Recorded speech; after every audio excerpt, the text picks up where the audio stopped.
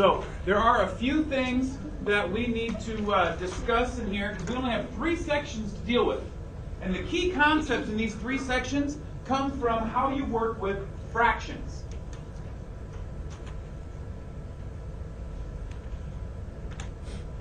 So, for example, with this, if we take a look at, let's see, we've got a couple of these on here already.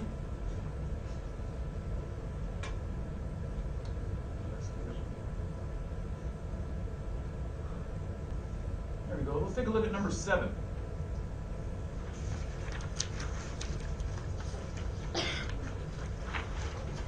In number 7, we're adding and subtracting, and we have 3 fractions that we're adding and subtracting together.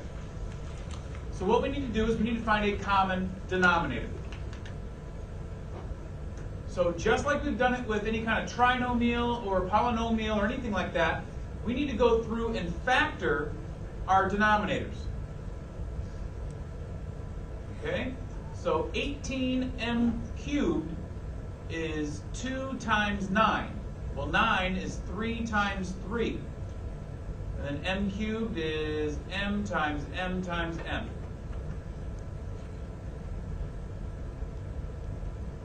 4m. 4 is 2 times 2, and then times just 1m. 6m squared. 6 is 2 times 3 times m times m. Now, with monomials, remember all of these are called monomials in the denominators because there's no addition or subtraction in them. They're not polynomials, they're not binomials or trinomials, they're monomials. They just have numbers multiplied together. Anytime you have monomials, you don't necessarily have to factor it like this if you're used to finding the common denominator. Now, many people in here have had some struggle trying to find your common denominator, so I would suggest factoring it out like this. Break every number apart down into prime numbers and break every variable apart into how many you have in the denominator. So, to find our LCD, you first go through and take, well, what is common among all 3 fractions? We have a 2 in all 3 fractions, so that's going to come up here once. We have an m that is common among all 3 fractions, so that's going to come up here once. And stop working here. There we go. And now we look for anything else that has a pair. Let's see, we have a pair of 3s here and here in those 2 fractions, so that's going to come up here once. We've got a pair of m's in those 2 fractions, so that's going to come up here once. Does anything else have a partner? Anything else have a pair? Nope. So therefore, all we do now is bring up everything that is left over, like this 3 here, this m here, and this 2 there. Everything else needs to be brought over as well. So we have times 3 times m and times 2.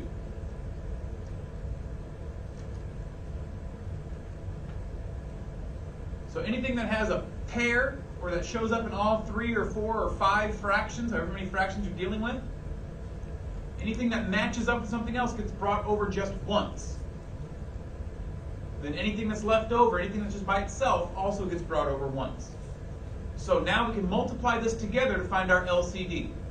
Our LCD is going to be 2 times 3, which is 6.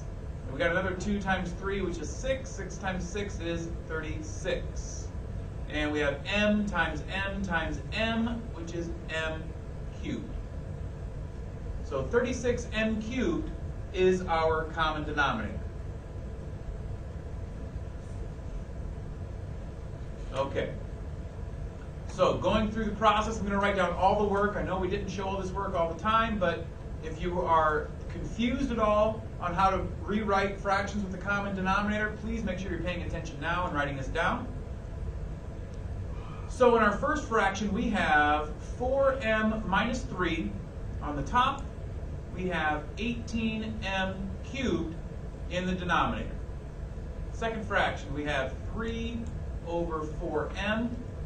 In our last fraction, we have 2m minus 1 over 6m squared. Now we want all of these denominators to end up being 36m cubed. So we look at this first fraction and say, all right, well this denominator is 18m cubed. So we already have the m cubed part. But what do we have to multiply by to make 18 turn into 36? We have to multiply by 2. Because 18 times 2 is 36. Well, I can't just multiply the bottom by 2. I've got to multiply the top by 2 as well. Let's look at the next fraction. We have 4m. So I automatically know I've got to multiply by m squared. That way I have m cubed for my denominator. But how do I turn 4 into 36? What do I multiply by? 12 times 4 is not 36. 9. So I'm going to have to multiply by 9m squared. I got to do that on the top and the bottom.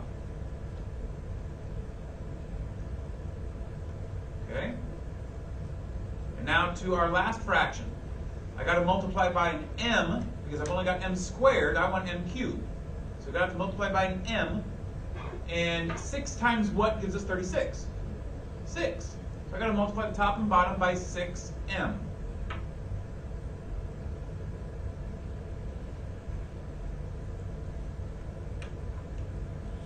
Okay, so given that we have this, let's go ahead and do our multiplication. So in this first numerator, I'm going to have to distribute the 2. So I take 2 times 4m and 2 times 3, so that gives me 8m minus 6 over 18 times 2 is 36m cubed. Plus, on the top here I have 3 times 9. That's 27m squared over 4 times 9 is 36. M times m squared is m cubed. Minus, over here I've got to distribute the 6m. So 6m times 2m is 12m squared. 6m times 1 is 6m. Over 6 times 6 is 36. M squared times m is m cubed. So we have now rewritten all 3 fractions to have that common denominator of 36m cubed. All right, well now we can go ahead and add across the top. Our denominator is going to stay the same. That's the whole point of finding that common denominator. On the top, I've got 8m minus 6 plus 27m squared. Now be careful, when you're subtracting, you have to distribute the minus. So I have minus 12m squared plus 6m.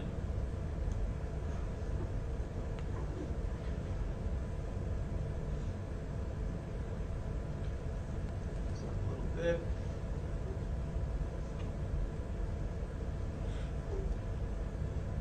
All right. So now we have this. Now we want to go ahead and combine any like terms that we have. So I've got a couple of m squared terms. So I've got 27m squared minus 12m squared. That gives me, what, 15m squared? So I dealt with those two. Now I have m terms, so I've got 8m plus 6m, which gives me, what, 14m?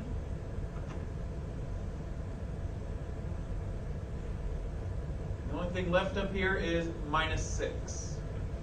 So that whole thing over our common denominator of 36m cubed. Okay, so we have now added our fractions together. Got it all down into one big fraction. What we need to do now is see if we can actually reduce this down. Okay? So before we go any farther here, first thing we want to do before we try to factor anything out of our numerator is we want to say, well, can I factor out any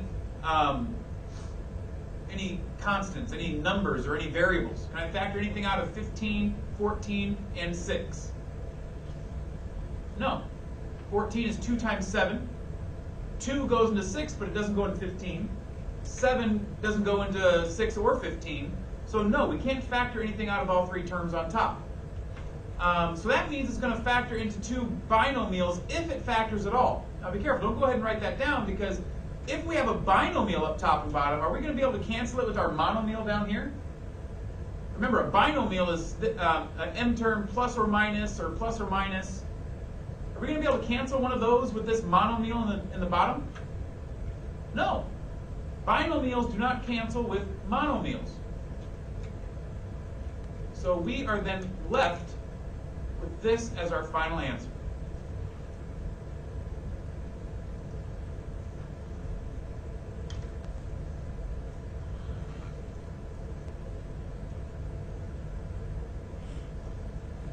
Are there questions? Okay, that is how we multiply and divide fractions. That process is exactly the same when dealing with rational expressions. So if we go back and look at number 5, the first thing we need to do is rewrite this as multiplication.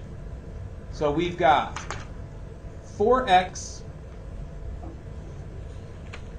plus 1 times x minus 1 over 2x to the 4th y cubed times x minus 1 times 4x squared y squared times x plus 10 over 4x plus 1 times x plus 2.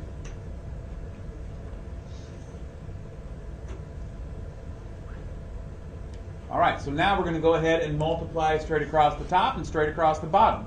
So across the top, I'm going to get 4x plus 1 times x minus 1 times 4x squared y squared times x plus 10.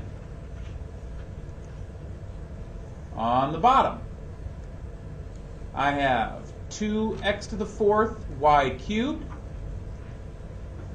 times x minus 1 times 4x plus 1 times x plus 2.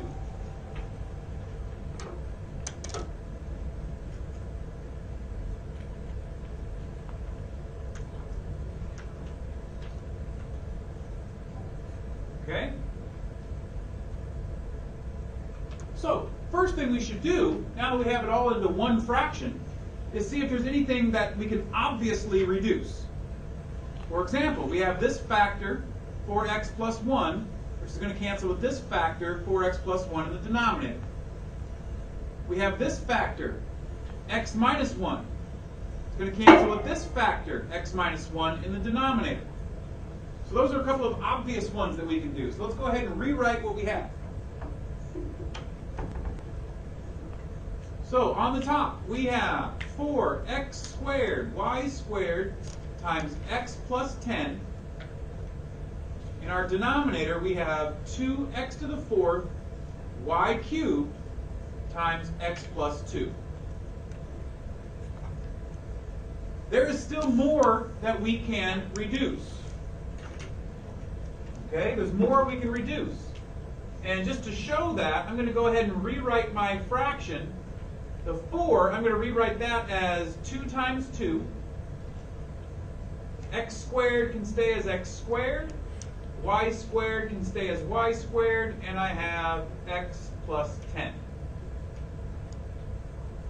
All I'm doing is factoring this out a little bit. On the bottom, I have 2 times. X to the 4th can be rewritten as x squared times x squared. Y cubed can be rewritten as y squared times y. And I still have an x plus 2 down there as well. And again, we are canceling common factors. So I've got a 2 on top that cancels with the 2 on the bottom. I've got an x squared on top that cancels with an x squared on the bottom. I got a y squared on top that cancels with a y squared on the bottom. Does anything else on the top or bottom cancel? No. And so our final answer then is going to be, on top, we have 2 times x plus 10. And in our denominator, we have x squared times y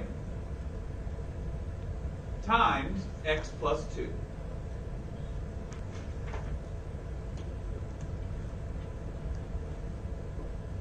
That is then reduced.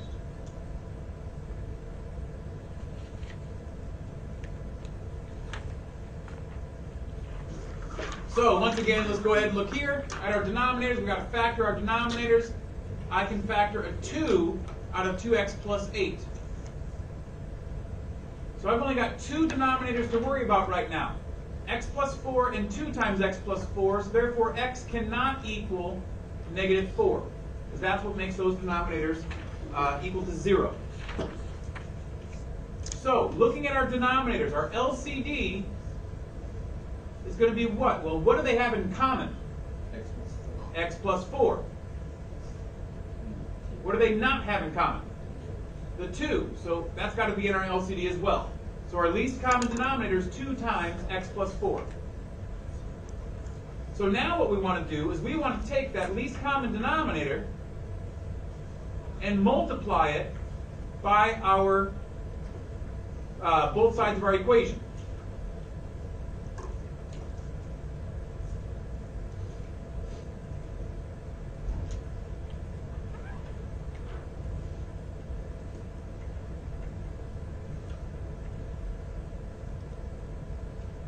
So if I multiply both sides of my equation by that, first thing I see is that over here on the right side, the 2 times x plus 4 cancels out, which just leaves me with 2x plus 20. On the left side, I've got to distribute that. So when I distribute it through, 2x times x plus 4, that's going to cancel with the x plus 4 in this denominator. Canceling out that, leaving me with 2 times 2x plus 14. And then when I multiply here, that second term, I'm going to get minus 2 times x plus 4, because there's no denominator for it to cancel with. So I've got to do some distributive properties. I've got to distribute through my 2. Here I'm going to distribute through a 4. In fact, let's not make it 4, let's make it a negative 4. Let's distribute that whole thing through here. So I have 4x plus 28 minus 4x minus 16 equals 2x plus 20. So we've got to combine some like terms. 4x minus 4x goes away. 28 minus 16 gives me what? 12. So I've got a positive 12 equals 2x plus 20. So if I subtract 20 from both sides, I get negative 8. And therefore, dividing both sides by 2 gives me that x equals negative 4. Okay, was negative 4 one of the things that x could not be at the beginning? Yeah. Oh! So therefore, we have no solution.